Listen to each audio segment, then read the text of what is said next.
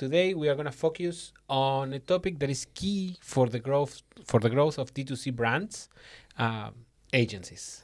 So we are going to explore how agencies can stay relevant, differentiate themselves, and make the most of the AI. And of course, we have with us Antonio Martínez Bretón.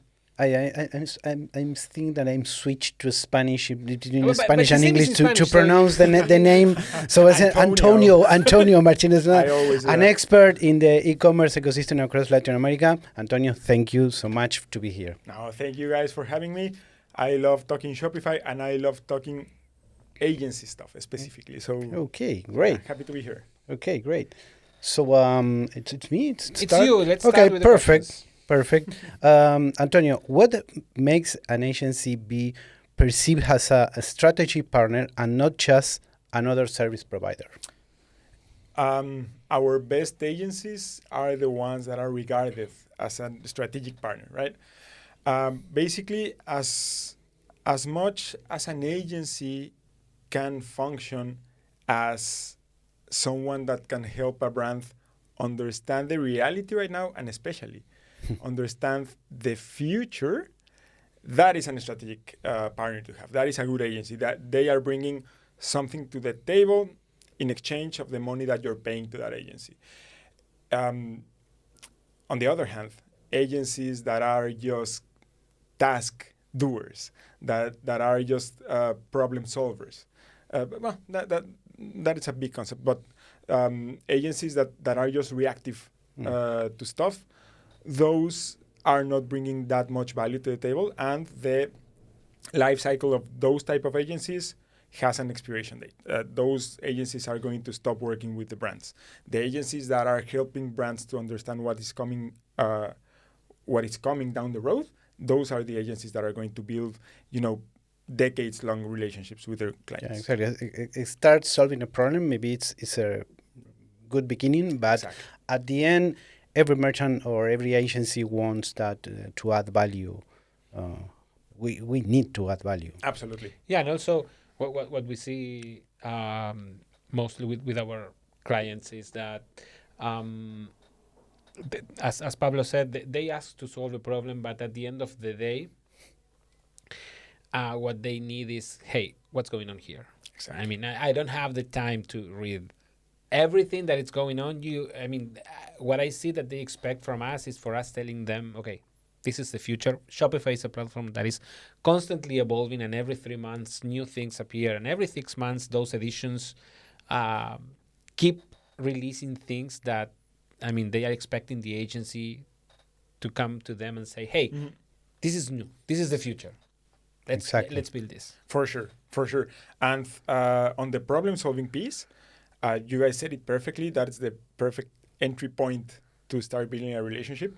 And also, as a client, you want your agency to be able not only to solve the problem, but to, one, help you understand that problem. Why is it happening? And two, help you avoid it in the future. So, yeah, that is very well put. Yes. What collaboration models between agencies are working best today? White label, revenue share, or strategic partnerships? The ones that I see that are the most successful are the ones that have normally, and by the nature of what I do, I see a lot of migration, right? I work with a lot of you guys, meaning the top agencies in Latin America, in Shopify, with migration projects. People coming especially from BTEX, but from other places. But then, the thing that I think makes a successful relationship with an agency has to do with the monthly maintenance structure, right? Or model or whatever. Meaning that being accompanied by an agency in your journey as a brand, that is the biggest success story that I've seen. regardless of how's the compensation between the client and the agency, there's a lot of models. There's fixed and variable and hybrid models, but the most successful model that I've seen is the ones that you see the agency and the brand growing and scaling together. That is the best thing I've seen. I've seen white label. You guys do some white label stuff, which is amazing. We don't have a lot of agencies in Latin America that do that. And obviously, revenue share models. There are a lot from Shopify. There are a lot between clients and agencies, and they can coexist. But the crux of the thing is having an agency scale at the same time as the brand. That is the best success model that I've seen. Right. Yeah, a strategic partnership between the merchant and, exactly. and the agency. Yeah. So we have to talk about AI. There is no way to escape from that during these times. So I haven't talked about AI in a while, so it's good. You have to talk about AI. Okay. So many agencies say that they are using AI, but how should they really integrate it into their value proposition without falling into a hype trap? That's a great question. The first thing I'm going to say is that with all this amazing AI offering out there are a lot of agencies that get really nervous and start thinking, hey, is AI going to replace my agency? What is going to happen in the future?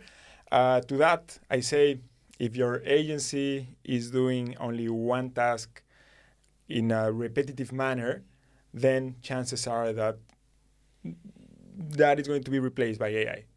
But I think there's a great opportunity to look at AI as a tool to bring a lot more value to the table with my customer, a lot more value in terms of acquiring new customers, profiling, segmentation, etc. There are a ton of examples there. But TLDR, as we like to say, in as much as you can use AI to round up or to increase your capabilities as an agency, whatever that means, there are a ton of categories that this can be applied to. As much as you can do that, you are going to bring a lot more value to the table, and you are going to be able to get better clients and better projects because of that. So I see it definitely as a positive force out there if you are able to understand it and use it to your advantage. Those who do not understand it and do not use it, which, by the way, these tend to be the same people that think that AI is going to replace every job out there. If you don't understand it, then you are going to have issues there for sure. Houston, we have problems. Yes. Exactly.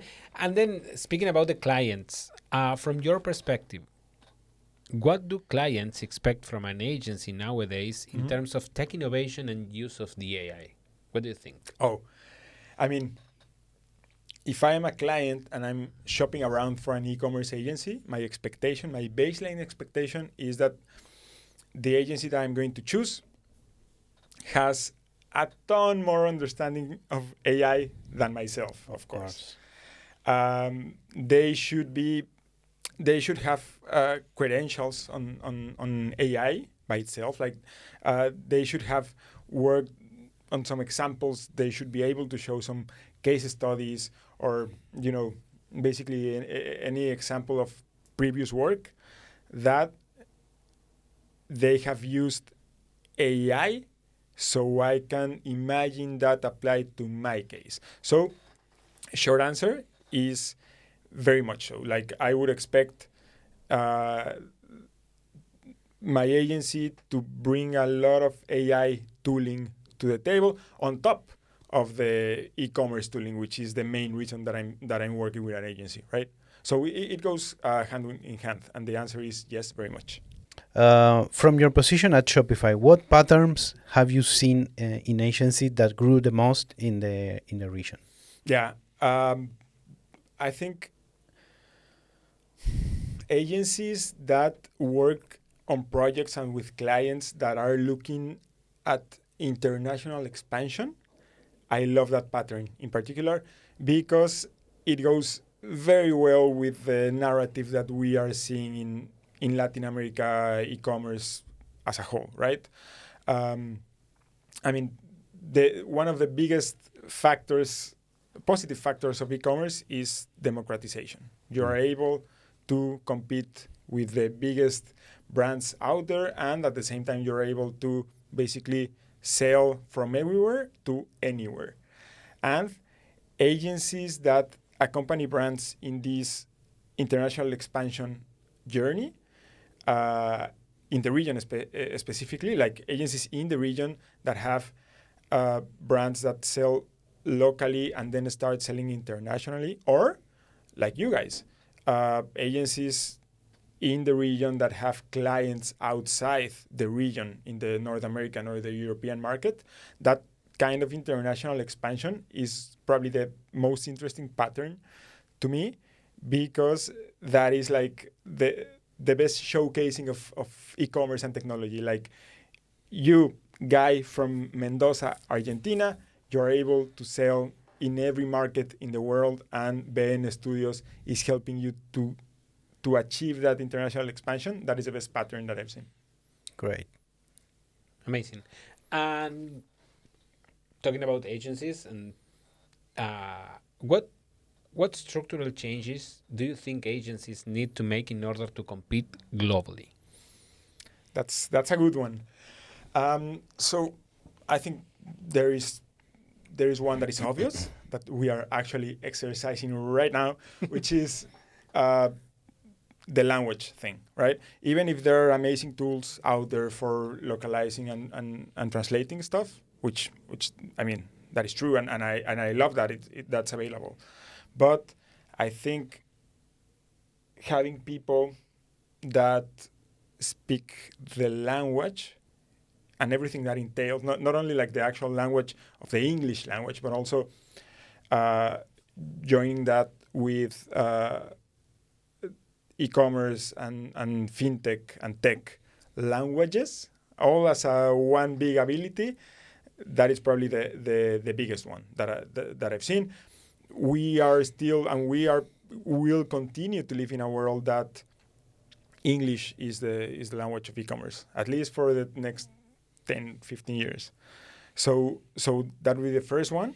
And then also understanding the e-commerce landscape, understanding, the basics, like what is SaaS versus non-SaaS and fixed platforms, and all of that stuff, buyer journey, conversion, UX, UI, checkout, all of that good stuff, which we love.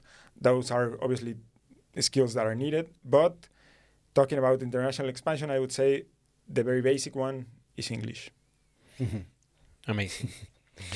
On the AI side, do you think agencies are truly innovating, or are most of them just experimenting without a clear strategy? That is a good question. I like that.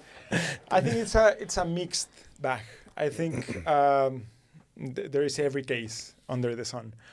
But I'll tell you this, Pablito. I think the agencies that are truly using AI to innovate their offering, those are the guys that are going, or that are going to be on top, and those are the agencies that are going to win. Right now, we don't see that as clearly because this is like a very new thing, so this is like a very mixed results. But at the end of the day, in a couple of years, you'll see that the agencies that use AI to actually innovate rather than just playing around or using it as a toy or using it just to do very basic stuff, you are going to see a clear divide between these two type of agencies. Yeah, as agency, we every agency has the challenge to do that. As agency, we have that challenge, but as partner agency of Shopify, Shopify has a tool. Shopify today is providing so many tools and so many things. Yeah. So the challenge it's level up our position in that. So we need to do that. We need to do. Okay, that's Exactly.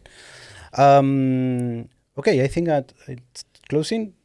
Yeah, I mean, we made a couple of questions that, in our opinion, were like contributing to the agency ecosystem. And yep, I mean, we're done for now. Okay, perfect. Antonio, thank you so much. It was a great deep dive into how agencies are evolving and AI can play a real role in their information. So thank you very much for your time. And just to wrap up this, I mean, if you had to give one piece of advice to a young agency or an agency that it's just starting today, what would it be? Oh, man.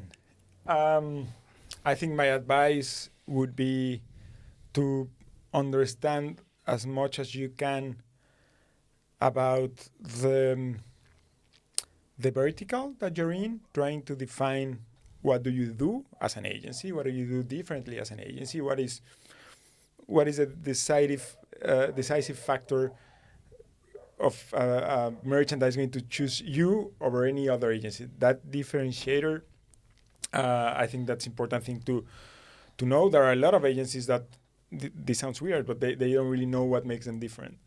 So that would be first, and then deep dive as much as you can, document yourself as much as you can on everything.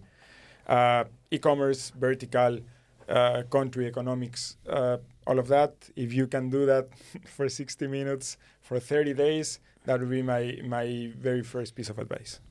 Life piece of advice. Exactly. Yep. Thank you so much, Antonio, for this time and for your time and to be here. And thank you so much for this space. Of course. Thanks, Thank you, Ricardo.